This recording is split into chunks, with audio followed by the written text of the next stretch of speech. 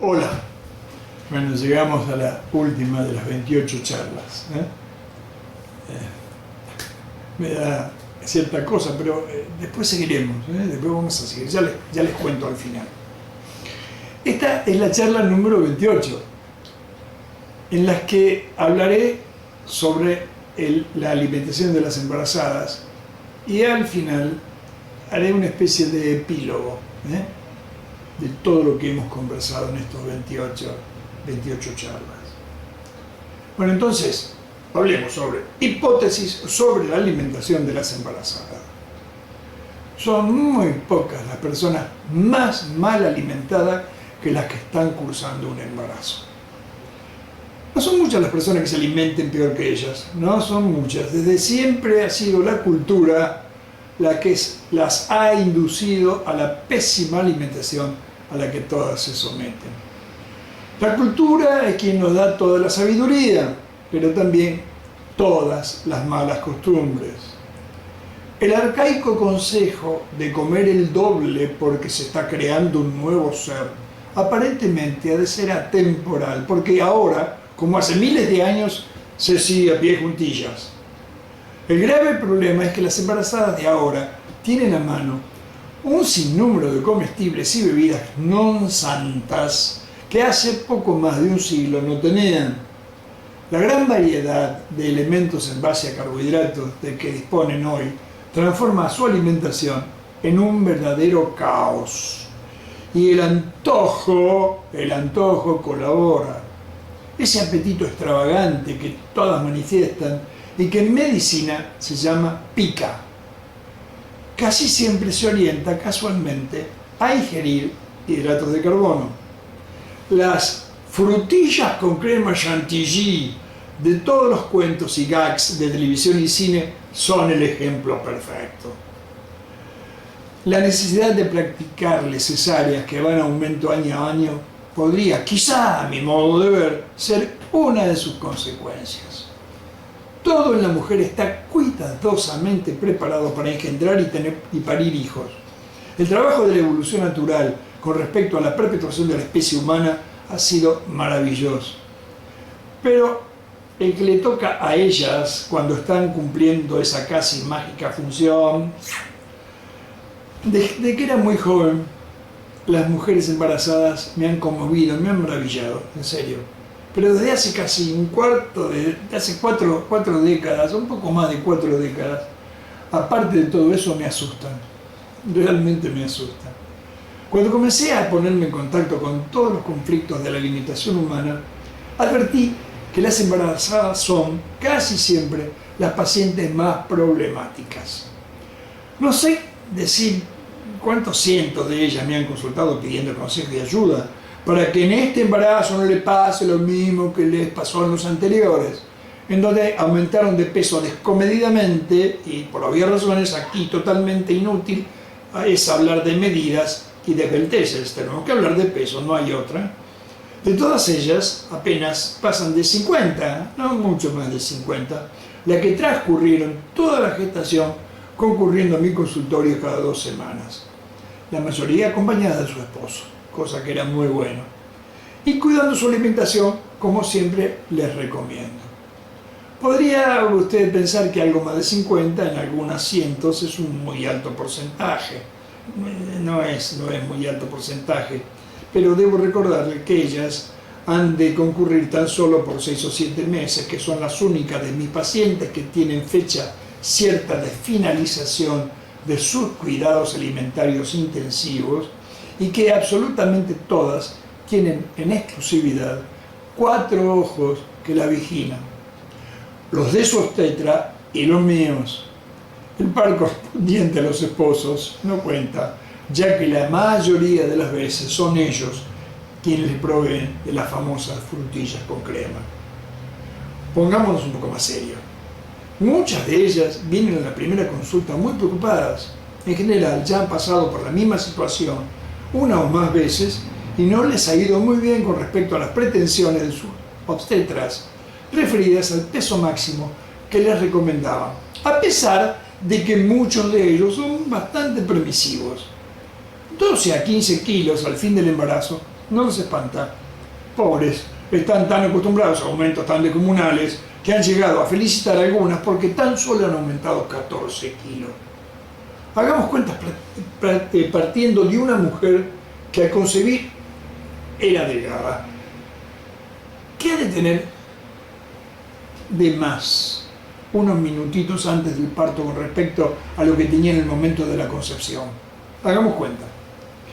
Peso del bebé por nacer, más o menos 3 kilos 200, promedio. Placenta, más o menos 800 gramos. Líquido amniótico, también más o menos 1 kilo. Hipertrofia de mamas que se preparan para la alimentación del nuevo hijo, también más o menos 1 kilo. Retención de agua en ambos miembros inferiores por la congestión venosa que produce la presión del feto en las venas cavas inferiores, semejante a lo que vimos en la octava hipótesis. Esto se debe a que la mujer es la única hembra de la creación que transcurre toda su gestación caminando erguida, lo que provoca el aumento de la presión venosa y el edema consecuente en los miembros inferiores. Quizá, exagerando un poco, 2 kilos. La suma, haga usted la suma, nos da 8 kilos. Por lo que, más que eso no ha de ser buena cosa. Permitámosle 9 kilos para no ser tan drásticos, pero no más. Un buen porcentaje de todo lo que aumente por encima de esos 9 kilos irá a parar al tejido adiposo de su bebé. Y digo yo, ¿qué necesidad hay de someterlo a un estrés en el momento de su nacimiento mucho mayor que al que ya está predestinado, según lo conversamos? Obligándolo a nacer con 1 o más kilogramos de grasa extra que seguramente jamás ha de necesitar. Mi hijo al nacer pesaba 4 kilos 200, proclaman con orgullo muchas madres y muchos abuelos. ¿Cuál es el beneficio de que lo hagan con semejante cantidad de grasa extra? Luego, ¿cuál es el motivo de la alegría si ese exceso lo único que pudiese llegar a traerle son problemas? Ante una diarrea, por ejemplo, se deshidratarán más rápidamente que si no lo tuvieran. Es probable que a estas alturas sienta usted alguna culpa por haber engordado demasiado en sus embarazos o por estar en este momento muy gorda y engendrando un nuevo hijo. Trataré en lo posible que esa culpa se desvanezca explicándole mi hipótesis sobre el porqué de que las mujeres aumentan desmesuradamente de peso en los embarazos. Les recalco, esto es tan solo una hipótesis, mi hipótesis. Todas se sienten culpables por su desmedida gordura en esta etapa de su vida. Es más, ellas defienden su derecho a sentir culpas. ¿Por qué como cosas que sé que me engordan si estoy consciente de que no solo me hacen daño a mí, sino peor, también a mi bebé? Me protestan. Mas eso, creo yo, tiene una explicación. La mujer es la única hembra de toda la creación que mantiene relaciones sexuales en estado de preñez. No hay ninguna otra excepción en todo el reino animal, según creo saber. La naturaleza ha dotado a todas las hembras con artilugios especiales para evitar el contacto carnal durante ese estado, y los machos poseen el instinto necesario como para rehuir ese tipo de contactos en esas circunstancias. Nuestra inteligencia se ha desarrollado a expensas de anular nuestros ancestrales instintos. Pero algunos, aunque más no sea un resabio de él, ha de quedarnos, supongo. Por ejemplo, el de las mujeres, el de evitar la cópula mientras estén embarazadas. Pero la cultura nos dice que el embarazo no es impedimento para las relaciones sexuales. Y ni el hombre ni la mujer ven en el embarazo un obstáculo como para llevarlas a cabo. Pero ese resabio de instinto, ese atavismo en la mujer, idea mecanismos totalmente inconscientes para eludirla. Y uno de ellos es engordar. Y otro, disminuir la calidad y frecuencia de la higiene personal. En general, por supuesto, siempre habrá excepciones. ¿Por qué cree, sino, que a la mayoría de las mujeres se les caerían los dientes durante el embarazo? ¿Acaso porque la sangre les quita el calcio de los dientes para fabricar huesitos al feto? No, mujer. ¿Para qué quiere el feto el poquito de calcio que tiene la dentina, que de paso le cuento está combinado en forma de compuestos insolubles y ni siquiera tiene vasos sanguíneos que pudieran llevárselo, habiendo más de 3 kilos en el resto de los huesos y consumiendo durante los 9 meses enormes cantidades de calcio? Los dientes se acarian porque se los lavan mucho menos, a pesar de comer mucho más carbohidratos que de costumbre, o los lavan quizá con la misma frecuencia que antes, pero mal. Vuelvo a decir, no todas, pero un enorme número de mujeres. Y se bañan menos veces, y se arreglan menos y toman posturas poco elegantes. Otra vez, no todas, pero la mayoría. ¿Y para qué todo esto? Pues para algo muy simple, para hacerse sexualmente desapetecibles. Ha de haber algo en el inconsciente de las mujeres que les trata de impedir las relaciones sexuales en épocas de gestación. Muchísimas me han contado en la intimidad de la consulta que a pesar de amar locamente a sus esposos, a su esposo, en los tiempos de embarazo sentían por él un rechazo muy especial e inexplicable. Usted podrá aducir que jamás sintió algún sentimiento parecido. Es más, cuando hablamos de todo esto, algunas pocas me han contado que en esos días su deseo sexual aumentó. Pero, mi amiga, eso ha ocurrido en su consciente. ¿Qué diablo sabe sobre lo que en realidad ocurría en su inconsciente con el primitivo instinto de rechazar las relaciones en tiempo de gravidez?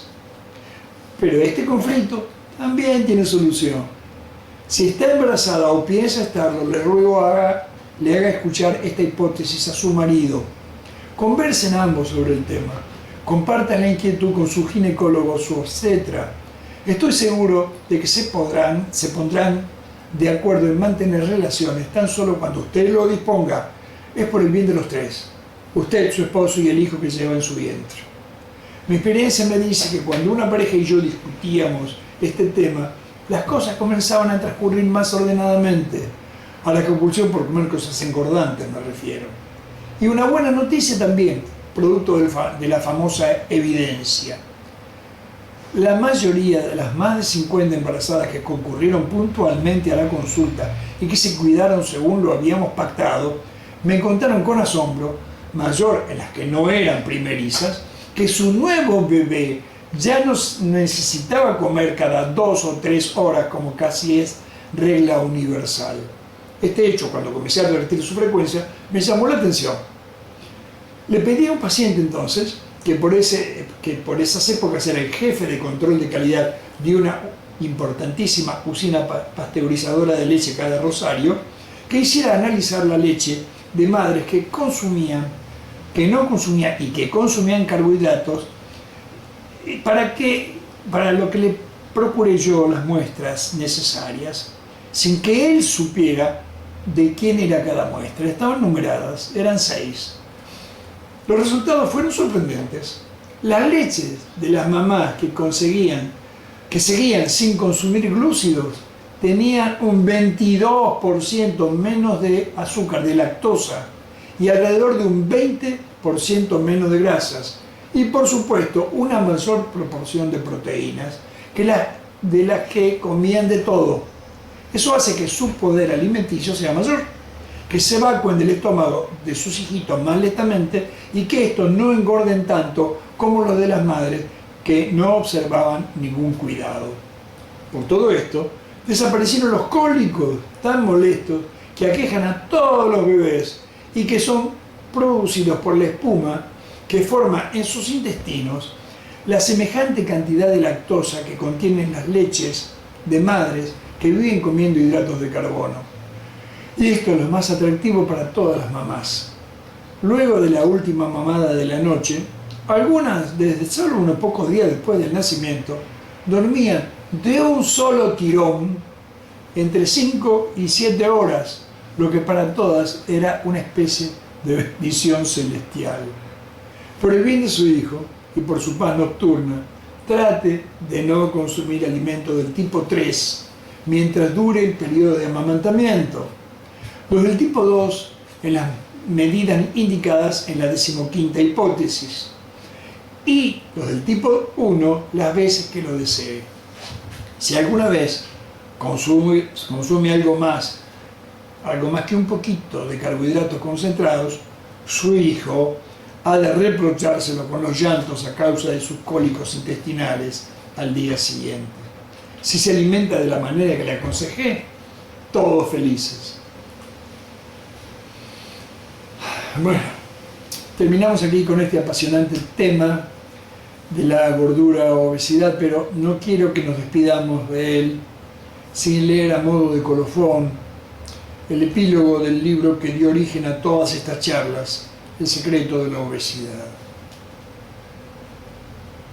Después de observar durante largas décadas las actitudes de los pacientes gordos que luchan contra su gordura y la de los profesionales que se dedican a estos menesteres, me sigue asombrando el descubrir que nada positivo se ha logrado a pesar de todos los intentos. Que aquel milenario consejo, primero no hagas daño, tan solo ha sido respetado por muy pocos colegas. Y esa escasez es algo muy grave, pero más grave aún sería que siga sin prestársele atención. Es muy poco lo que hemos hecho hasta ahora por los obesos, lo acepto.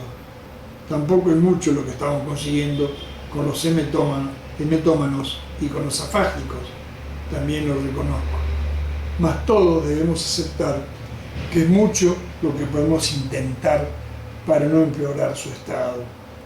Y aunque tenemos todo el tiempo por delante para comenzar a hacer las cosas bien, debemos tomar conciencia de que gracias a cómo van las cosas, el comenzar a hacerlas nos urge.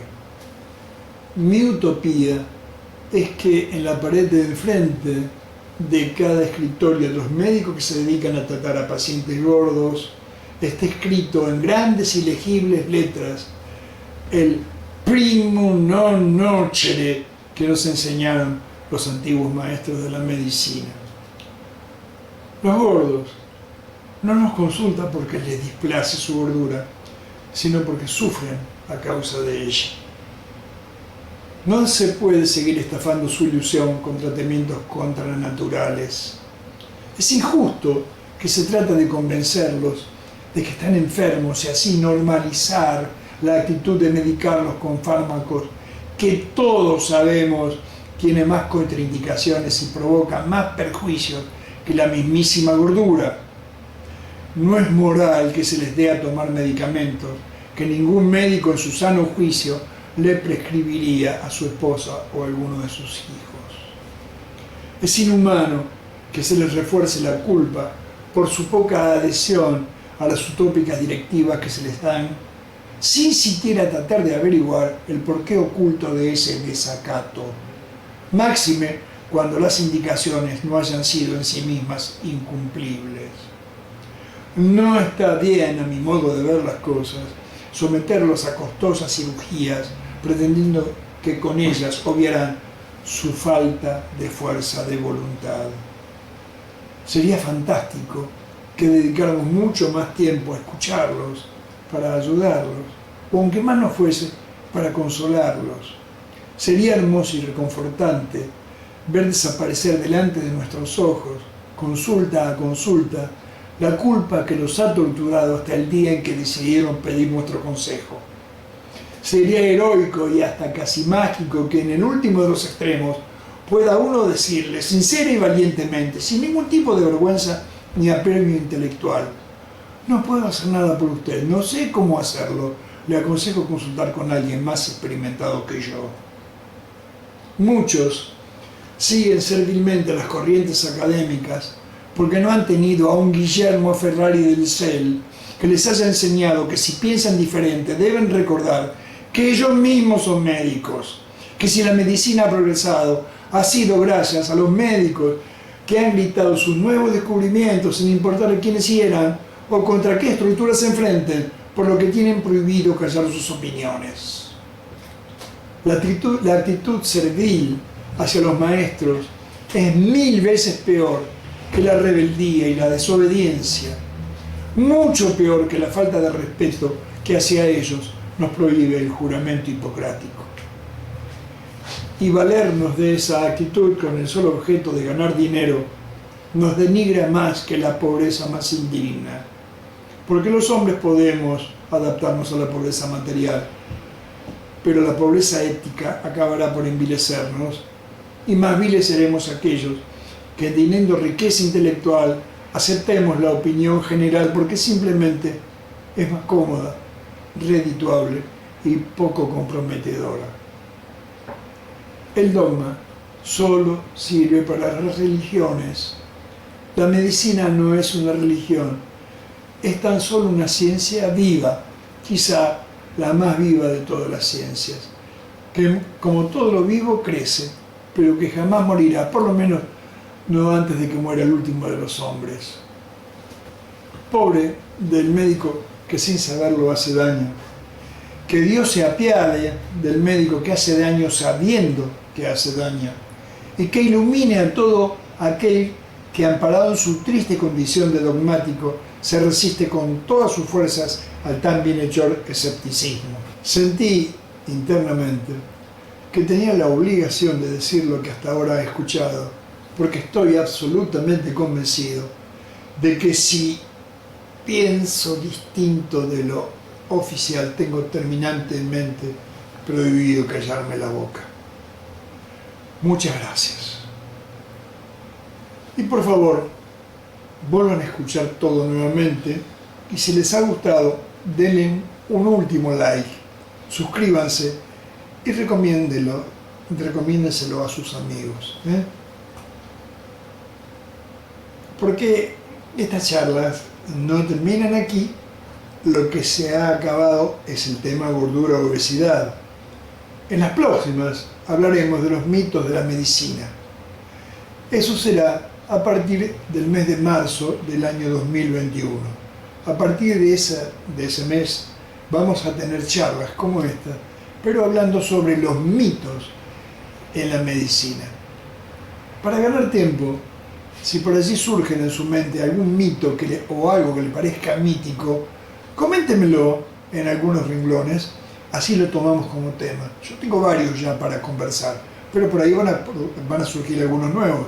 Así que escríbame las veces que lo necesite o que se le ocurra algo interesante.